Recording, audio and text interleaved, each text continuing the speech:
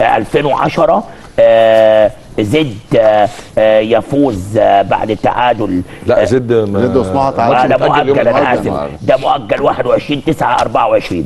زد وسموحه اللي هو النهارده السبت اجل من الجمعه للنهارده السبت 21 يوم الحد اليوم الحد الساعه 7. بايه الحد؟ هو يمكن لا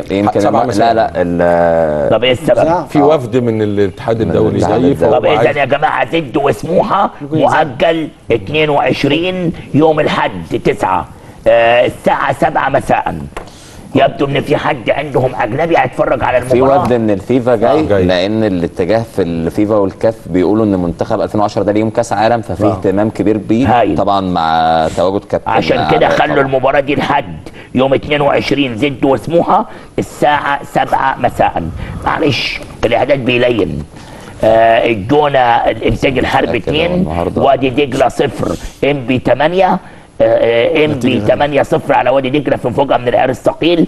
ديروت 0 المقاولين 3 بيراميدز 6 بلديه المحله 1 القناه 1 غزل المحله 3 ومصر للتامين ومودرن تعادل وفوز مودرن بركلات الترجيح والسكه الحديد 2-0 اللي هي المصري اتصالات اسماعيلي 1 المصري 1 وفوز المصري. ومن عند الكابتن محمد ابراهيم ابدا بمباراه السكه الحديد ومباراه المصرية اتصالات في في المصرية اتصالات وفوز 2-0. ولكن قبل ما اروح للمباراة خلينا اقول كنت في جولة داخل نادي السكة الحديد مع العالم الجليل الدكتور كمائي محمد حسين رئيس مجلس إدارة نادي السكة الحديد واصدقائي دكتور حاتم والاستاذ عبد الرحمن ومجموعة من مجلس الإدارة والناس. تجولنا يمكن واحنا رايحين نشوف محمد في قطاع الناشئين ونشوف الدنيا.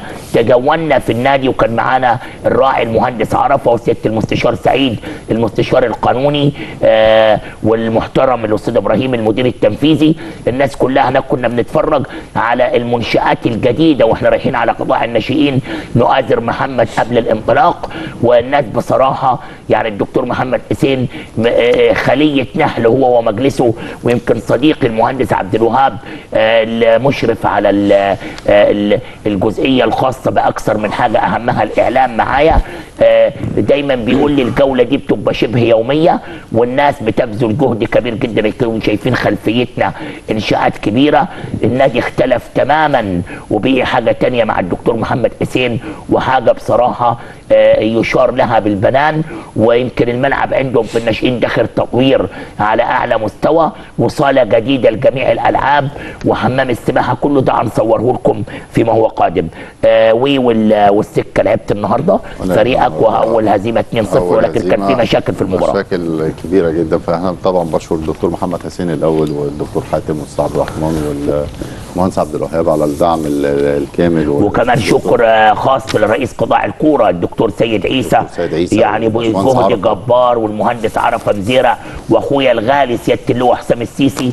وبصراحه الدكتور سيد عيسى بيبذل جهد كبير لتطوير قطاع الكوره مع مجلس الاداره ومع اللواء حسام ومع الراعي عرفه مزيره. طبعا الى ان يتسلم الامر بتاع الناشئين الدكتور وليد دعبس ومودرن هم بداوا بالفريق تيم. الدكتور وليد دعبس عامل عظمه في السكه الحديد وفريق باذن الله هتشوفوه مفرح. ولكن هيكون في مؤتمر صحفي واعلان رسمي لهذه التجربه قريبا. ولكن الناس بتوع مودرن يا جماعه فوق مستوى الاحتراف بمراحل مع الدكتور وليد دعبس بصراحه. اتفضل. في الاول بس كان عندنا مشاكل النهارده عشان الناس برضو تعرف اسباب الهزيمه يا دكتور عطيه. احنا امبارح لحد امبارح منطقه القاهره مش عايزين يطلعوا لنا الكرنيهات والمسؤولين في اتحاد الكوره مشيوا ما طبعوش الكرنيهات يعني ما خدروش الكرنيه عشان نطلع الكرنيه. راح النهارده المباراه 14 لاعب منهم 3 كرنيهات لحراس المرمى 3 حراس مرمى. عندي 10 لعيبه ولاعب واحد احتياطي. اضطرينا نستعين بلعيبه ال 2011 كلمناهم الصبح جبناهم من البيت. فده كان السبب يمكن كان السبب الرئيسي في الهزيمه النهارده. كمان ودي يا استاذ عبد الناصر عايزين نلقي الضوء عليها بشكل كبير جدا. معانا تقرير ولا لقطات يا جماعه عن السكه الحديد؟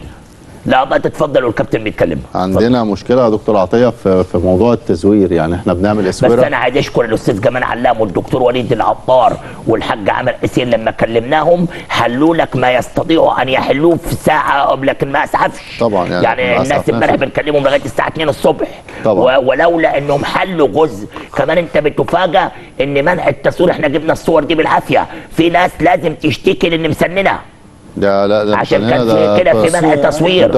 انتوا هتشوفوا اشكال يعني يا جماعه بجد يعني. وكمان سوء معامله من حكم المباراه.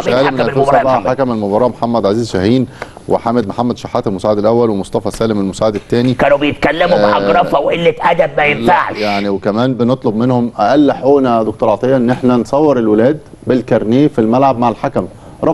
رفض ان احنا نصور الكارنيه في اوضه اللبس، رفض ان احنا نصور السكور. طب انا قلت له طب انا هضمن حقي ازاي؟ يعني انا حافظ على حقي ازاي؟ يعني الاتصالات بيلعبونا النهارده 3 ولاد مش اقل من 2007 بيلعبوا ضدنا، هم تقريبا اللي كسبوا الولاد اللي كسبوا الاتصالات الماتش.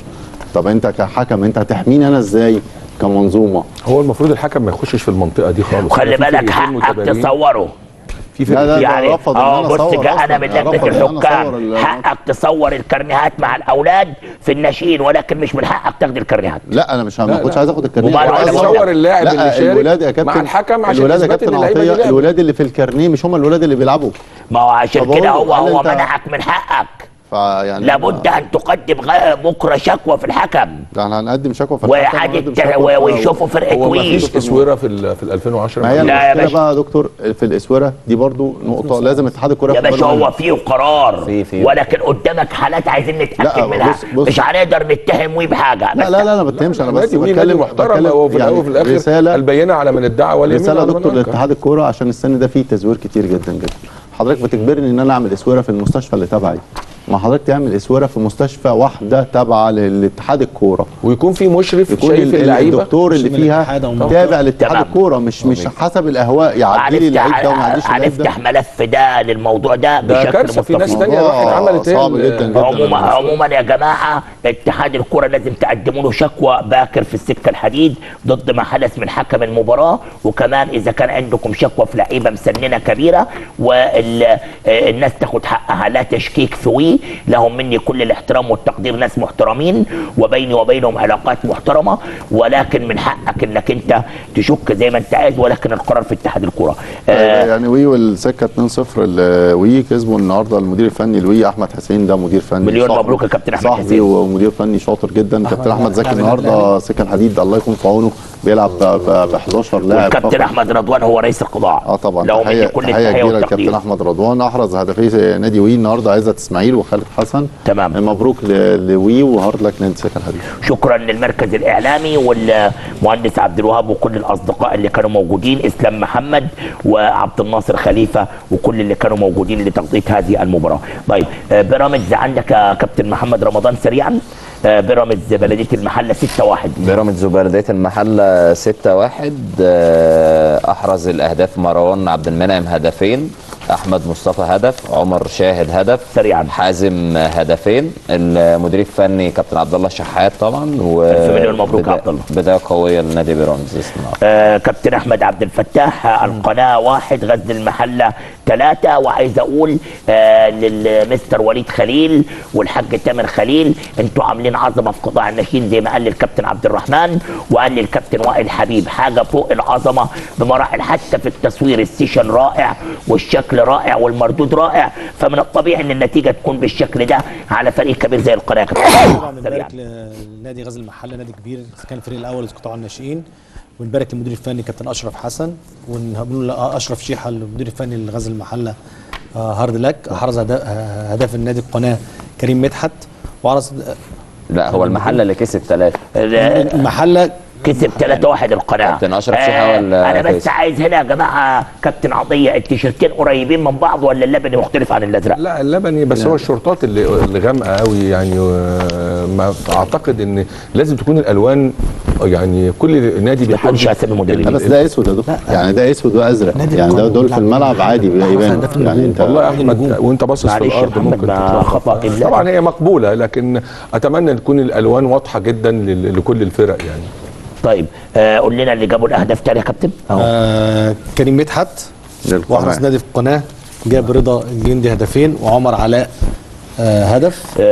كريم مدحت احرز للقناه واحرز لغزل المحله. رضا الجندي هدفين وعمر علاء هدف. مليون مبروك للغزل المحله الكابتن اشرف شيحه، وارد لك الاشرف حسن المدير الفني للقناه. كابتن محمد ابراهيم سريعا، ديروت 0 المقاولون 3. على الرغم انه عندك ناس مدعومه من سيراميكا ولكن فوز كبير وعريض بنهني عليه الناس في المقاولون العرب، وبصراحه جهد كبير من المهندس محمد عادل عمنا واخونا الكبير، وكمان الكابتن بدر اللي بيمدنا بكل هذه المعلومات على الجروب اللي محمود ما دخلش عليه ولا سأل حد اي حاجه. طبعا مبروك طبعا للكابتن هيثم حسين صديقي واخويا، وكان معايا لسه من يومين مدير فني مدير فني كبير ومحترم. الف مبروك ليه، عمل مباراه كبيره النهارده. مبروك. كسب 3 المقاولين، كسب ديروت 3-0. احرز اهداف المقاولين ياسين ابو زيد هدفين وانس ناصر هدف، وانا متوقع للمقاولين ان هو يوصل لحاجه بعيده بفرقه ال 2010 السنة. ياسين ابو زيد ده كابتن من افضل اللعيبه في جيل 2010. كابتن محمد رمضان، انت معاك الاسماعيلي 1-1 مع المصري، وفوز المصري 8-7. لسه بيتكلم الدكتور عطيه ركلات الترجيح. يمكن احرز للاسماعيلي عمر شريف، واحرز للمصري اشرف صلاح. بنقول طبعا هارد لك لكابتن حمام ابراهيم، طبعا مدرب كبير جدا، وبنبارك لكابتن هيثم الشامي على الفوز بركلات الترجيح 8-7. الدكتور عطيه وادي دجله 0 انبي 8.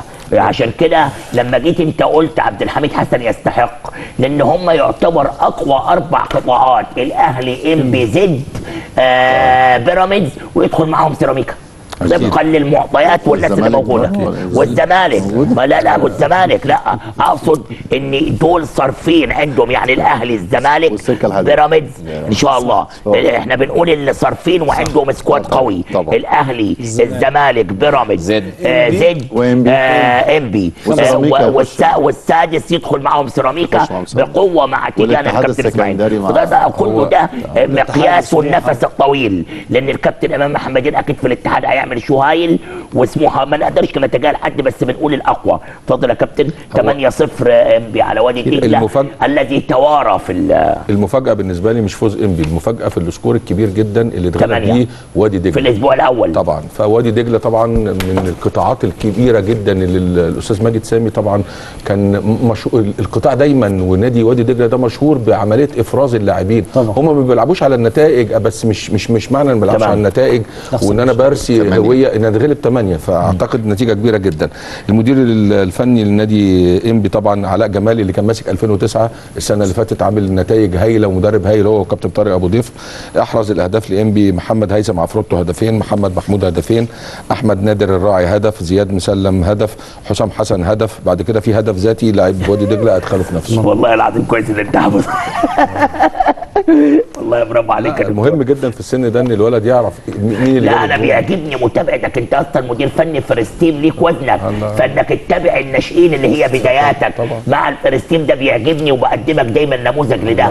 يعني برضه محمد ابراهيم فريد لسه جاي من الراديو من مودرن سبورت، وانا بشكر جدا الاستاذ اسامه الشيخ والمتحده وحمدي الحسيني صديقي العزيز والاستاذ احمد هويس اللي دايما بيكرمونا بالموافقه على ظهور نجوم المتحده معنا هنا. ما ان يحدث تضارب ده في الراديو، فالتلفزيون ما فيش تضارب، فدايما بيكرمونا انهم دايما بيدوا موافقات.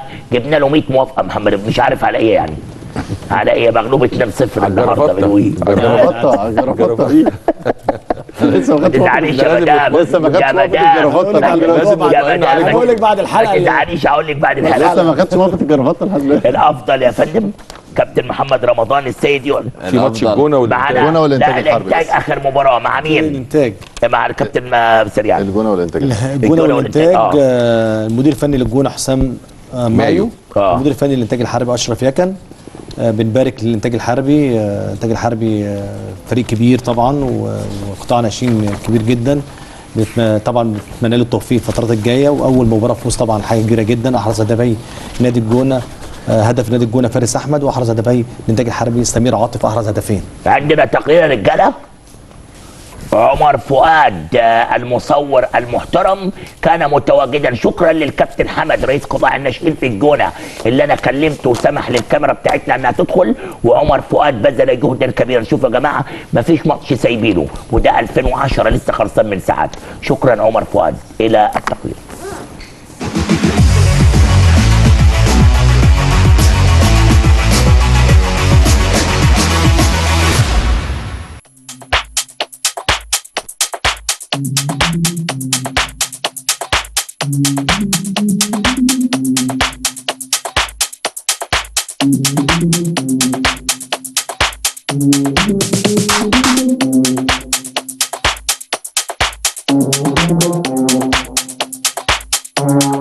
النهارده الحمد لله كان في اول مباراه بالنسبه للسوبر. كنا بنلاعب الجونه على ملعبها. ماتش جميل جدا جدا جدا. الحمد لله قدرنا جه علينا ضربه جزاء، وبعد كده ربنا كرمنا جبنا جونين وضيعنا ومسكنا كوره وعملنا مباراه الحمد لله رب العالمين. مباراه كويسه جدا جدا. بشكر الجهاز المعاون اللي معايا وبشكر اللعيبه.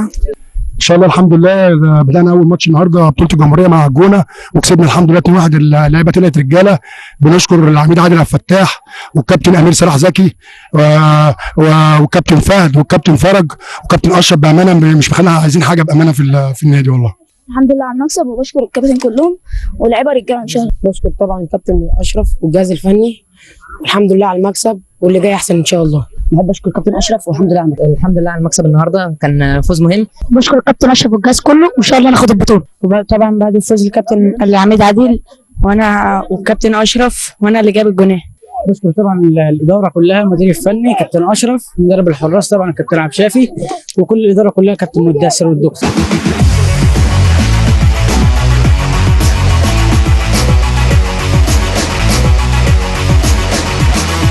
المباراة الأخيرة معاك يا كابتن في 2010 الأسبوع الأول. مودرن سبورت ومصر التأمين اتعادلوا 1-1، ومودرن سبورت قدر يكسب بركلات الجزاء. بنحيي طبعا كابتن محمد عبد الجليل رئيس قطاع الناشئين في مودرن سبورت. طبعا كويس اللي كابتن والله والناس بتشكر كلها فيه هناك. وكابتن جلجل العظيم طبعا دكتور وليد احسن الاختيار. كنت بتكلم عنه بالمناسبه. 1000 مليون سلامه للكابتن هيثم عرابي الذي غادر المستشفى امس بعد وعكه صحيه دخل على اثرها مستشفى وادي النيل. 1000 مليون سلامه، بيشتغل ليل ونهار. دكتور وليد بيشكر جدا في الكابتن هيثم عرابي وهو اضافه طبعا. 1000 مليون سلامه للكابتن هيثم عرابي، وربنا دايما يتمم له الشفاء والعافيه ويخلي باله من نفسه. اول حاجه تانية وبشكر طبعا مبروك لكابتن حمدي ويزا المدير الفني لفريق مودرن سبورت. اقول لك المفاجاه بقى يا استاذ عبد الناصر، كابتن ميسي المدير الفني لنادي مصر التامين. مصر التامين هتبقى مفاجاه الدوري السنه دي، لان هم دول لعيبه وادي دجله، فرقه وادي دجله كلها. كان بيقول لي الكابتن رمضان كابتن ميسي كابتن رمضان ابراهيم قال لي هذا الكلام بالظبط. فرقه وادي دجله كلهم خدوا استغناءات الولاد، طلعوا مع كابتن ميسي خدوا اسم نادي مصر التامين وبيلعبوا ازاي؟ دول هيبقوا مفاجاه عادي في المواعيد المقرره، دول مفاجاه البطوله. وهفكرك بالنتائج. ما فيش فلوس بقى فرحوا هنا. بقول لك هفكرك بالنتائج. كابتن ميسي ده من المدربين الشاطرين جدا، تمام، مدربين اخواتنا يعني اخويا الصغير، ومن عنده فرقه مصر التامين دي من الفرق اللي هفكرك هتنافس لمدى بعيد. الافضل مع الكابتن محمد رمضان السيد ل 2010 بعد الاسبوع الاول. اتفضل. الافضل مواليد 2010 الاسبوع الاول في حراسه المرمى مروان احمد من نادي انبي، خط الدفاع مالك احمد مودرن سبورت، احمد محمد من نادي بيراميدز، محمود عبد الرازق من المصري البورسعيدي، حازم محمد بيراميدز، خط الوسط احمد نادر الراعي من نادي انبي، عمر علاء غزل المحله، زياد ابو مسلم من نادي انبي، خط الهجوم ياسين ابو زيد مقاولين العرب، مروان عبد المنعم بيراميدز، محمد هيثم من نادي انبي. مش غريبه شويه ان احنا بنختار حارس مرمى فرقته كسبانه 8-0 واحسن حارس؟ اعتقد ان كسبانه 8-0. حافظ على السكور شيت، حافظ عليه ده حافظ على الكلين شيت، اكيد ما تشش عليه كوره على الكلين شيت. لا طبعا تقديرنا للولد حاجه جميله، بس انا اديها له في ماتش يبقى ايكوال كده ماتش يعني. ما هو بص احنا دي الاختيارات اغلبها من الناس اللي كانت شايفه المباريات، ولكن طبعا ملاحظاتك تؤخذ في الحسبان وبيدونوها على بس على فكره دكتور مثلا سمير عاطف احرز هدفين في خلي بالك برضه محمد لا من هو الاختيارات المهمه دي لمحمد لا هو رمضان. في حاجه مهمه في ال 2010 دول بالذات. 2010 دول انت هتراجع اسم موجود في الليسته دي من اول لعيب لاخر لعيب مؤثرين جدا في المباريات. يعني انت بتتكلم بس محمد يعني هو محمد كسباني 8-0. دكتور عطيه بيتكلم صح، كان حارس ممتاز بتاع الدكتور عطيه صح. المفروض الحارس الاسبوع ده انت بتتكلم مثلا يا كابتن النادي المصري سنراعي ذلك على الوقت، سنراعي ذلك. جدول ترتيب 2010 انبي يتصدر. افضل مدير فني بس افضل مدير فني كابتن علاء جمال نادي انبي. طبعا اعلى سكور في ال 8-0. عندك التشكيل كابتن علاء بيقود هذا الاسبوع الافضل طبعا قدامكم، ويقود الكابتن علاء من المدربين الكويسين. ليه ملاحظه على موضوع ان نخليها حاجه تجديد السنه دي. ما نقولش بس احسن مدير فني، نقول الجهاز كله، لان هو المدير الفني على راس العمل. يعني كابتن علاء جمال مدير فني ممتاز، معاك كابتن طارق ابو ضيف، معاك كابتن احمد عبد الفتاح، معاك لان الجهاز الفني لو اختزلناه في صوره هو المدير بص انا كان بتاع لغه عربيه دايما بقول الهيد روم هو القائد. ايوه ولكن في الناشئين نستثناها طبعا، لكن ما تنفعش في الكبار، يعني ما تنفعش معانا في المحترفين معروفين، لكن تحت محتاجين نلقي يا جماعه. لا نجيب الجهاز الفني اللي هو المدرب العام، المدرب المساعد، مدرب حراس المرمى فقط، لا لكن تطلع على الصوره المدير الفني بس. طيب نروح لام بي 3 نقاط بيراميدز. اقول لكم الفايزين المتصدرين: ام بي، بيراميدز، المقاولين، غزل المحلوي، الانتاج الحربي. بعد كده هنروح للنقطتين: مودرن، المصري، الاسماعيلي، مصر للتامين، زد المصري التامين. بعد كده نروح من ال11 للي ما لهمش نقاط: زد، سموحه، الجونه، القناه، السكه الحديد، ديروت، بلديه المحله، ووادي دجله. يوم الجمعه ان شاء الله 27 القادم: المصري، زد، سموحه، السكه الحديد، مصر للتامين، مودرن سبورت، القناه، غزل المحله، بيراميدز، بلديه المحله، ديروت، المقاولين العرب، وادي دجله، ام بي، الجونه، الانتاج الحربي، الاسماعيلي. يوم السبت ان شاء الله النهارده هيلعب اول اسبوع في 2009: زد، البلديه، الاتحاد السكندري، الجونه، سيراميكا، سموحه، الاهلي، المقاولين، الاسماعيلي، بيراميدز، ام بي، غزل المحله، مودرن سبورت، البنك الاهلي، بتروجيت، الزمالك، النصر، القناه. يوم الاثنين ان شاء الله ان كان في العمر بقيه، يوم الاحد ان شاء الله 22 ان كان في العمر بقيه، 2008 بتروجيت، لافينا، المقاولون، جزيره الورد، الاسماعيلي، مودرن سبورت، الاهلي، الجونه، زد، فاركو، ووادي دجله، غزل المحله، سموحه، القناه، ام بي، سيراميكا، الانتاج الحربي. واخيرا الاثنين 23/9/2024 الجونه، حرس الحدود، والداخليه، ام بي، بتروجيت، الاتحاد السكندري، فاركو، الاسماعيلي، البنك الاهلي، سيراميكا، طلائع الجيش، زد، الاهلي، بيراميدز، سموحه، المقاولون، الزمالك، وغزل المحله، والسكه الحديد. مباراه ضرب نار. الخميس بقى هتتلعب مباراه المنيا ووي يوم 26 باذن الله تعالى. يعني بشكركم شكرا جزيلا لان وقتي خلص، ويتبقى معايا بس ان انا اشكر ضيوفي. شكرا جزيلا دكتور عطيه السيد، نورتنا وشرفتنا. شكرا لك يا استاذ عبد الناصر، وشكرا للساده المشاهدين. شكرا جزيلا محمد رمضان السيد. بشكرك يا كابتن، اتمنى نكون قدمنا حلقه ان شاء الله مفيده للولاد بتوعنا، والناس تسامحنا على التقصير. شكرا جزيلا كابتن احمد عبد الفتاح نجم النادي الاهلي. شاكر جدا ومبسوط طبعا ان موجود معاكم النهارده، وان شاء الله كده الحلقات اللي جايه تبقى افضل وافضل ان شاء الله تبقى احسن. شكرا جزيلا كابتن محمد ابراهيم. بشكرك صديقي الاستاذ عبد الناصر الزان، وبشكر النجوم اللي موجودين معانا، وبتشرف دايما بالتواجد معاكم.